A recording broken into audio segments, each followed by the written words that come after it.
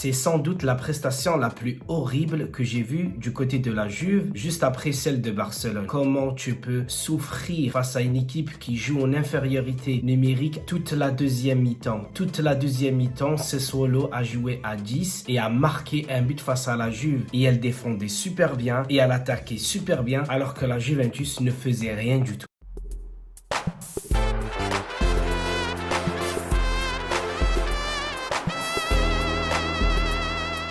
Le plus important chez un supporter de la Juventus, c'est la victoire, bien sûr.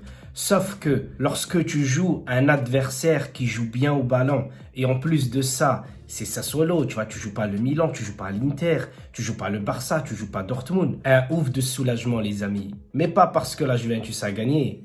Parce que j'étais tout seul à regarder le match. Aujourd'hui, il n'y avait personne. Tous mes invités qui étaient là la semaine dernière, ils sont tous partis chez eux. Mais aujourd'hui, je me suis retrouvé seul à regarder la Juventus face à Sassuolo. Je me suis dit, allez, Sassuolo, c'est une équipe qui joue. Donc la Juventus, lorsqu'elle va attaquer, normalement, Sassuolo ne sera pas regroupé derrière et la Juventus va y aller un peu plus vite avec le ballon en phase offensive. Sauf que dans ce match-là, il y a eu des fautes de tous les côtés, que ce soit pour la Juventus ou pour Sassuolo. Mais je félicite les amis Sassuolo parce qu'ils ont joué un match énorme. Je suis dégoûté pour eux parce qu'ils ont perdu face à une équipe qui méritait même pas de gagner. Aujourd'hui, c'est peut-être le jour où je vais casser la Juventus comme jamais. Pourtant, c'est mon club de cœur, je porte le maillot de la Juve. J'espérais que la Juventus gagne, mais avec la manière, s'il vous plaît.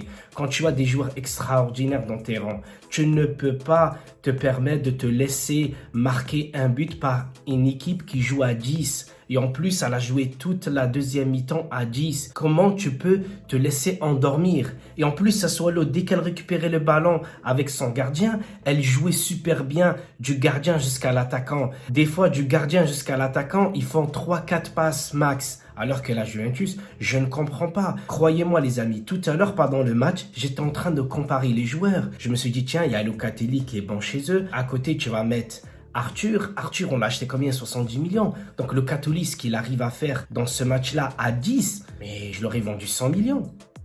Tu prends leur défenseur, par exemple Ferrari, un truc comme ça. Il a fait un match très très bon. Tu prends le mec qui a pris un carton rouge, malheureusement je ne connais pas son nom. Il a fait un match très bien jusqu'à la faute là. Tu prends Defrel, on dirait un Marocain le mec. Je te le jure, on dirait un Marocain. Tellement il nous ressemble. Il nous ressemble, je peux pas...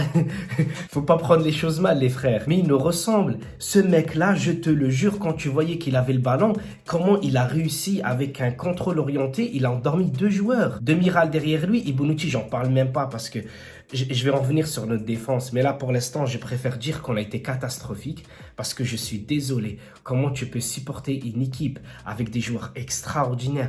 Defrel, tu prends Ronaldo, les occasions qu'il a ratées, Ronaldo aujourd'hui, je n'arrive pas à comprendre. Parfois, je me dis, le mec, il est malchanceux. Le mec, il a pas de chance. Le mec, il lui manque un petit bout, des fois 5 cm pour que la balle rentre. Mais il est extraordinaire, j'ai rien à dire de plus. Mais aujourd'hui, qu'est-ce qu'il a raté?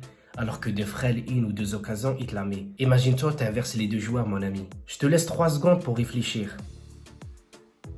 Je ne peux pas supporter cette équipe comme ça. Je ne peux pas me dire qu'on arrive face à Sassuolo, une équipe qui joue, on a du mal à les battre. Je ne peux pas me dire que la semaine dernière, on a battu un Milan C très très bien, une équipe très joueuse, même si le score des deux, ça fait 3-1, 3-1. On est bien d'accord, hein, on les a battus sur papier, mais sur le terrain, ça n'a pas été facile. Le Milan, il leur manquait énormément de joueurs, alors que nous, on a tous nos joueurs et on n'arrive pas. Expliquez-moi les frères. Et maintenant, je suis obligé de commencer à parler de notre défense. J'ai rarement vu une défense de la Juve aussi mauvaise. Tu prends Danilo, Bonucci, Demiral et Frabotta.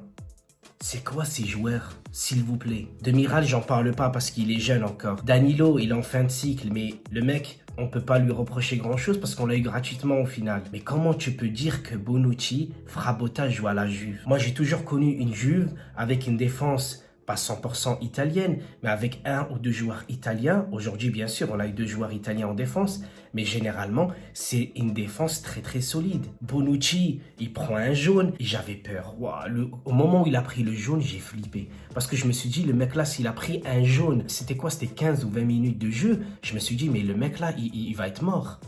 Il pourra rien faire pendant le reste du match. Parce que pendant le reste du match, s'il touche un joueur, c'est fini, il prend un rouge. Après, notre milieu de terrain, Arthur, je peux pas lui demander de courir derrière Locatelli ou derrière un autre joueur qui était très rapide. Franchement, Sassuolo m'ont impressionné, les amis. Je peux pas faire que des reproches à la Juve parce que Sassuolo a été très très bonne. Et n'oubliez pas les amis, Sassuolo, son logo, il ressemble à celui du Barça, mais ils ont une philosophie de jeu comme le Barça. Et ça, je ne rigole pas, je suis sérieux. Depuis des années, ils jouent avec un seul système et depuis des années, ils jouent tiki-taka. C'est comme le Barça. Betancourt, par moment, il a fait de très bonnes relances, mais après, je sais pas. Chiesa, il a été malchanceux. Ronaldo, pareil. Dybala, il est sorti sur blessure, remplacé par Kulusevski. Mon Dieu. Mais franchement, ce mec-là, on sait qu'il est bon, on sait qu'il est prometteur, on sait qu'il a un avenir à la Juventus. Mais les mauvaises décisions qu'il prend pendant ses phases offensives, elles sont affreuses.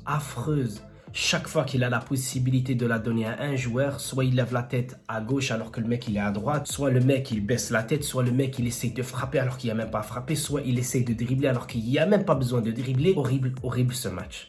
On a raté des occasions incalculables face au but. C'est même pas très loin face au but.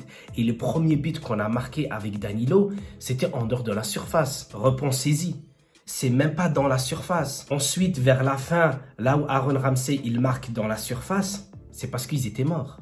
Sassuolo, ils étaient morts. Sassuolo, même quand ils jouaient à 10, ils jouaient le match. Ils essayaient de marquer. Ici, vous ne me croyez pas? Comment ils ont marqué le but de l'égalisation? Le but de l'égalisation de Sassuolo, il est venu alors qu'ils jouaient encore à 10. Ça montre que cette équipe, elle a continué à jouer. Et non, on les a pris que en contre-attaque.